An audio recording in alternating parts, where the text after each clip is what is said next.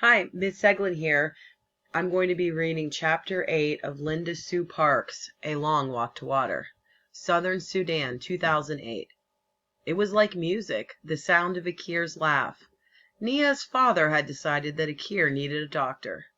So Nia and her mother had taken Akir to the special place, a big tent full of people who were sick or hurt, with doctors or nurses to help them. After just 2 doses of medicine, Akir was nearly her old self again, still thin and weak, but able to laugh as Nia sat on the floor next to her cot and played a clapping game with her. The nurse, a white woman, was talking to Nia's mother.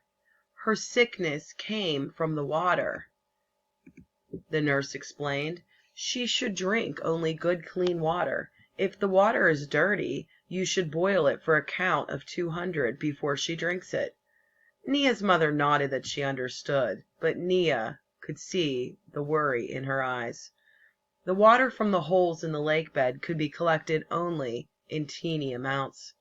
If her mother tried to boil such a small amount, the pot would be dry long before they could count to 200. It was a good thing, then, that they would soon be returning to the village. The water that Nia fetched from the pond in the plastic jug could be boiled before they drank it. But what about next year at camp? And the year after that? Even at home, whenever Nia made the long, hot walk to the pond, she had to drink as soon as she got there. She would never be able to stop Akir from doing the same. Southern Sudan, 1985. The lake's surface was calm, and once the boats had pulled away from the shore, there was not much to see, just water and more water. They paddled for hours. The scenery and motion were so monotonous that Salva might have slept, except he was afraid that if he did, he might fall over the side. He kept himself awake by counting the strokes of Uncle's paddle and trying to gauge how far the canoe traveled with every 20 strokes. Finally, the boat pulled up to an island in the middle of the river. This was where the fishermen of the Nile lived and worked. Salva was amazed by what he saw in the fishing community. It was the first place in their weeks of walking that had an abundance of food. The villagers ate a lot of fish, of course, and hippo and crocodile meat as well. But even more impressive were the number of crops they grew: cassava, sugar cane, and yams. It was easy to grow food when there was a whole river to water the crops. None of the travelers had money or anything of value to trade, so they had to beg for food. The exception was Uncle.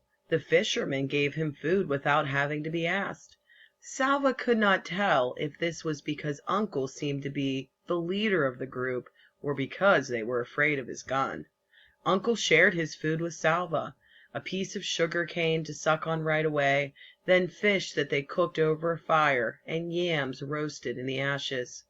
The sugar cane juice soothed the sharpest edge of Salva's hunger.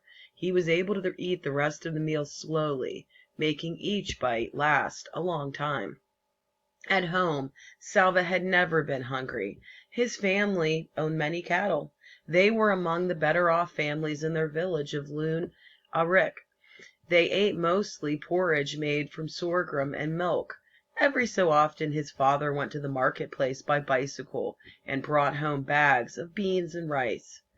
These had been grown elsewhere because few crops could be raised in the dry, semi-desert region of Loon Arik.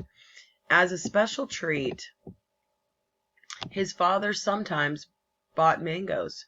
A bag of mangoes was awkward to carry, especially when the bicycle was already loaded with other goods. So he wedged the mangoes into the spokes of his bicycle wheels. When Salva ran to greet him, he could see the green-skinned mangoes spinning gaily in a blur as his father pedaled. Salva would take a mango from the spokes almost before his father had dismounted. His mother would peel it for him, its juices inside the same color as her headscarf. She would slice the flesh away from the big flat seed. Salva loved the sweet slices, but his favorite part was the seed. There was always plenty of fruit that clung stubbornly to the seed. He would nibble and suck at it to get every last shred, making it last for hours. There were no mangoes among the fisherman's great stores, but sucking on his piece of sugar cane reminded Salva of those happier times. He wondered if he would ever again see his father riding a bicycle with mangoes in its spokes. End of chapter 8.